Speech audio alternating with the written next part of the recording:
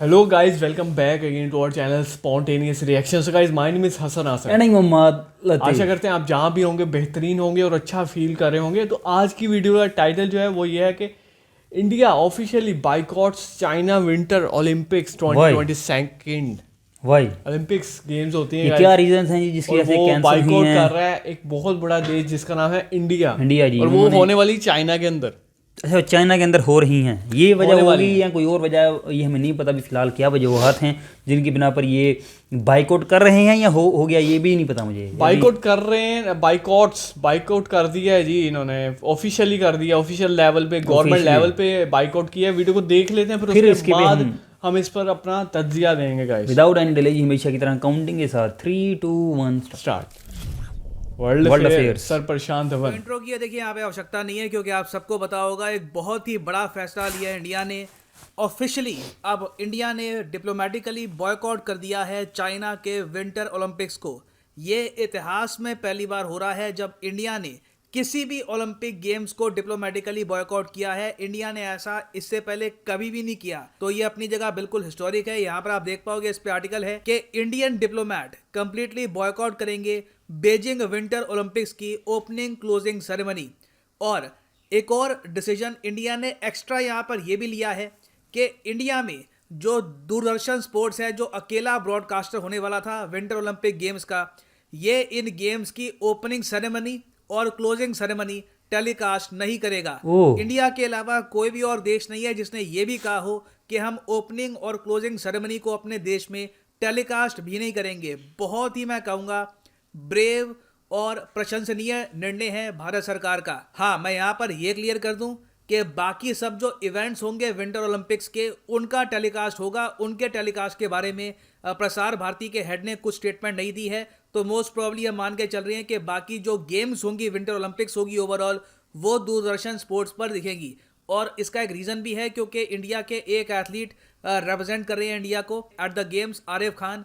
तो हम कंप्लीटली जो इवेंट्स हैं उनको बॉयकॉट नहीं कर सकते। और इसी डिसीजन के साथ इंडिया फाइनली अब बाकी जो फ्रेंडली क्वाड कंट्रीज हैं उनके साथ जुड़ चुका है। और अजीब बात देखिए, आज है 3 तारीख, ओलंपिक गेम्स की ओपनिंग सेरेमनी होनी है 4 तारीख को। बिल्कुल एक दिन पहले, आप कह लीजिए 11th आवर पे, हमने डिप्लोमेटिक बॉयकॉट यहाँ पे अनाउंस किया है।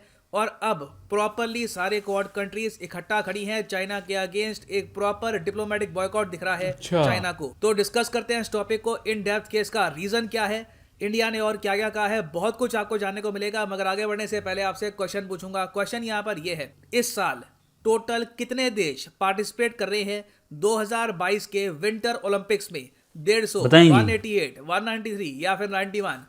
कमेंट सेक्शन में करिए उत्तर। सही आंसर मैं आपको दूंगा वीडियो के एंड में। नाउ इंडिया को आप अगर देखो तो इंडिया ने अब तक बहुत टॉलरेंस दिखाई है चाइना के बिहेवियर को लेकर। चाइना ने हमारे मेंबर ऑफ पार्लियामेंट को काफी बार वार्न किया कि चाइना के अगेंस्ट नहीं बोलना, ताइवान के सपोर्ट में कुछ नहीं कहना।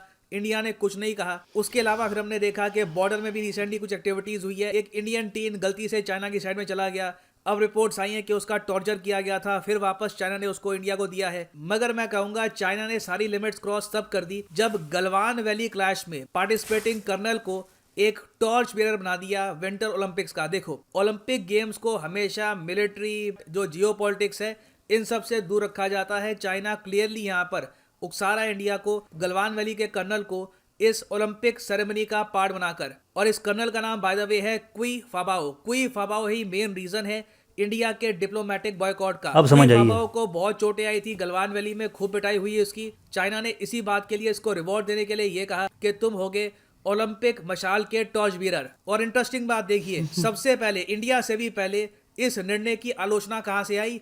यूनाइटेड स्टेट्स ऑफ अमेरिका से। इंडियन गवर्नमेंट चुप थी। यूएस की तरफ से एक्चुअली सबसे पहले आलोचना आई चाइना को लेकर। यूएसए में बहुत ही प्रोमिनेंट मेंबर ऑफ पार्लियामेंट है इनके, जो फॉरेन अफेयर्स की जो कमेटी है उसके मेंबर भी हैं। यहाँ पर आप देख पाओगे इनकी एक ट्वीट है, senate foreign relations committee ranking member यहाँ पर कह रहे हैं कि ये शर्मनाक बात है। ये वर्ड यूज किया है यूएसए ने, और मैं यूएसए ही कहूँगा क्योंकि इनकी फॉरेन रिलेशंस कमेटी के मेंबर यहाँ पर ये बात कह रहे हैं। ये कोई आम मेंबर ऑफ पार्लियामेंट नहीं है, स्पेसिफिकली जो विदेश नीति देखती है कमेटी उसके मेंबर है।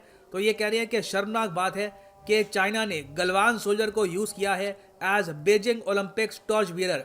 इन्होंने आगे ये कहा है कि the torch bearer for the Olympics 2022 who's part of the military command that attacked India in 2020 and is implementing genocide against the Uyghurs. तो ये कहा है कि चाइना एक तरफ तो उइगर मुस्लिम्स का जेनोसाइड कर रहा है, फिर जिस मिलिट्री ऑफिसर ने इंडिया पे अटैक किया था, मेंबर था उस ग्रुप का जिसने इंडिया पे अटैक किया था, उसको टॉर्च बीरर बना दिया है। ये शर्मनाक बात है। US will continue to support Uyghur freedoms and the sovereignty of India, ये यूएस ने कहा। उसके बाद हमने देखा कि इंडिया के जो स्पोक्समैन है इन्होंने ओपनली ये कहा कि रिग्रेटेबल है बहुत ज़्यादा कि चाइना ने चूज़ किया है कि ये लोग पोलिटिसाइज करेंगे ओलंपिक गेम्स को। इंडिया के जो ऑनवॉय हैं टू चाइना ये अटेंड नहीं करने वाले ओपनिंग और closing ceremony of the Beijing winter Olympics. अब यहाँ पे मैं ये बोल दूँ, हम यहाँ पे आप कहोगे इंडिया के ऑनवॉय कौन है टू चाइना, उनका नाम क्या है? देखो अभी के लिए क्या है कि एक प्रोसेस चल रहा है, इंडिया के नए ऑनवॉय अभी डिप्लॉय किए जा रहे हैं टू चाइना, तो बाय डिफॉल्ट जो उनके अंडर टॉप डिप्लोमेट थे वो बॉयकॉट करेंगे इन ओलंपिक्स को। तो ईदर वे इंडिया एक प्रॉपर डिप्लोमेटिक बॉयकॉट कर रहा है यहाँ पर विंटर ओलंपिक्स का, और मैं कहूँगा एक बहुत ही अच्छा निर्णय है। और अब इंडिया बन चुका है 17वां देश जिसने डिप्लोमेटिक बॉयकॉट अनाउंस किया है चाइना के विंटर ओलंपिक्स का। बाकी कंट्रीज कौन कौन सी है? Lithuania, US, New Zealand, Australia, Canada भी है जिसकी लड़ाई किसी कंट्री के साथ नहीं होती। हाँ, कोसोवो। अब हालांकि अजीब बात है, कोसोवो को हम लोग एक देश मानते नहीं है, मगर कोसोवो ने भी यहाँ पर बॉयकॉट अनाउंस किया है इन विंटर ओलंपिक्स का। उसके अलावा Japan, Estonia, Austria, Belgium, Sweden, Netherlands, Denmark, Chinese Taipei मतलब के ताइवान और स्विट्जरलैंड। तो इंडिया अब यहाँ पर 17वां देश बन चुका है। नाउ अब यहाँ पर आप पूछेंगे इसके बाद क्या होगा? काफी बड़ा स्टेप है इंडिया का। देखिए इसके बाद क्या होगा कि अब मोस्ट प्रॉब्ली चाइना की तरफ से प्रतिक्रिया आएगी, क्योंकि चाइना ने क्लियरली ये बात बोल दी थी। यहाँ पर आप देख पाएंगे बीबीसी का आर्टिकल है कि कोई भी देश अगर डिप्लोमेटिक बॉयकॉट करता है चाइना के विंटर ओलंपिक्स का, that country will pay A price. ये चाइना ने ओपनली डिक्लेयर कर दिया था बहुत टाइम पहले। और यहाँ पर आप देख पाओगे ये कंप्लीट बॉयकॉट की बात नहीं कर रहे, ये कह रहे हैं China has warned countries who have announced A diplomatic boycott of the Beijing winter Olympics that they will pay a price for their mistaken acts. तो डेफिनेटली इसका रिस्पॉन्स चाइना की तरफ से आएगा, कुछ ना कुछ ये लोग करेंगे, देखते हैं कि ये लोग क्या करते हैं। बट इंडिया के पास रीज़न यहाँ पे प्रॉपर है कि जब तक चाइना ने बिल्कुल बहुत हाई लेवल पे इंडिया को प्रोवोक नहीं किया, इंडिया ने पूरी कोशिश करी थी कि हम लोग यहाँ पर डिप्लोमेटिक बॉयकॉट नहीं करेंगे। मगर सिंस गलवान वैली इंसिडेंट को भी लोग बीच में लेके आ रहे हैं ओलंपिक गेम्स के, तो इंडिया को अब फाइनली ये मेजर डिप्लोमेटिक स्टेप इतिहास में पहली बार लेना होगा। ना वापस आते हैं अपने एमसीक्यू की तरफ कि how many countries are participating in the 2022 winter Olympics. तो सही उत्तर इसका है option D is the right answer, 91 countries, क्योंकि विंटर ओलंपिक्स। ओके जी, हसन नासिर का जवाब सही हो गया जी, और हमें वीडियो का भी सारा पता लग गया है कि असल मुद्दा क्या है, असल टॉपिक क्या है, असल इशू क्या है, वो ये है जी। और वाकई ही ऑथेंटिक इशू है मेरे ख्याल से, बहुत ज़्यादा ऑथेंटिक इशू है। दुनिया के बड़े बड़े कंट्रीज जो हैं, वो यूएस हो, यूके हो, कनाडा हो, ऑस्ट्रेलिया हो, जापान हो, इंडिया हो, ऐसे बड़े बड़े महादेशों ने इसका बाइकआउट कर दिया, डिप्लोमेटिक बाइकआउट कर दिया। अच्छा, इन्होंने ह्यूमन राइट्स का कहा है जो बाकी है ना, यूएस से कनाडा के साथ जो ह्यूमन एक्ट्स उनका है, हाँ, वो ह्यूमन राइट्स की वायलेंस कर रहे हैं। ये कह रहे हैं कि इंडिया ने नहीं करना था, लेकिन जिसमें मजीद वो उन्होंने एक वो टॉर्च बेयरर क्या कह सकते हैं, टॉर्च बेयरर जो रखा है, जो कि मजीद तीली लगा दी जिसने, जिसे पता नहीं क्या कहते हैं, मिसाल कहते हैं, मिसाल उठाने वाला टॉर्च, उसको 2020 में इंडिया ने बड़ा मारा था गलवान वैली में, मतलब वैली के अंदर, ठीक है, जब उन्होंने इंडिया पर हमला किया था। ठीक, वही कह रहा हूँ कि उन्होंने एक किस्म की लीड किया, उसकी चीज़ को लीड किया या जो भी किया।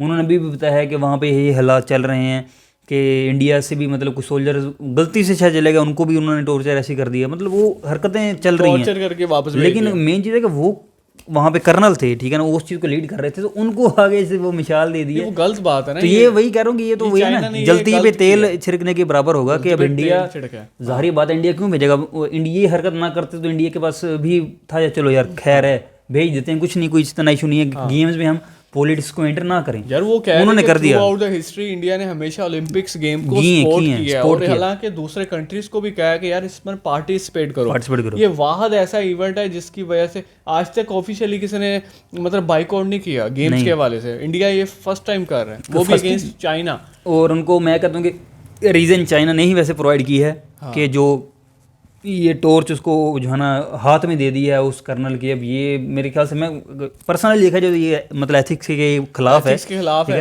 नो डाउट हमारे प्राइम मिनिस्टर गए हैं चाइना जी, वहाँ पे उन्होंने इनवाइट किया था हमारे ओलंपिक्स में, वो चले गए हैं, वो एक अलग सीन है। लेकिन इंडिया की अगर साइड से देखे, अगर न्यूट्रल होकर देखे तो ये बिल्कुल एथिक्स के मुझे खिलाफ लग रहा है। आई थिंक इंडिया ने बहुत सही अपने हिसाब से उन्होंने एक एहतिजाज जिसे कह सकते हैं उन्होंने किया, वो सही रिकॉर्ड कराया। उन्होंने रोका नहीं कि आप पार्टिसिपेट ना करो, क्योंकि उनका एक मेंबर है जो कि पार्टिसिपेट कर रहा है और काफ़ी होंगे। उसके अलावा उन्होंने कहा है कि सिर्फ सरमनी ओपनिंग और एंडिंग क्लोजिंग आपने नहीं दिखानी, उसके अलावा आप ब्रॉडकास्ट कर सकते हो, जिसको मैचेस वगैरह डीडी स्पोर्ट्स करेगा, उनका जो डीडी इंडिया का सरकारी एक चैनल है उनका, इंडिया का चैनल है डीडी नेटवर्क। तो बस ये मेरे ख्याल में वीडियो एंड करते हैं। सो गाइस अब तक के लिए इतना, इंशाल्लाह नेक्स्ट वीडियो में दोबारा से मुलाकात होगी। तो लाइक करना मत भूलिएगा, सब्सक्राइब कर दें, हमारे चैनल को सपोर्ट करते रहें ताकि हम डेली वीडियो अपलोडिंग किया करें। अब तक के लिए इतना, इंशाल्लाह नेक्स्ट वीडियो में दोबारा से मुलाकात होगी। टेक केयर गाइस, खुदा हाफिज़। खुदा हाफिज़।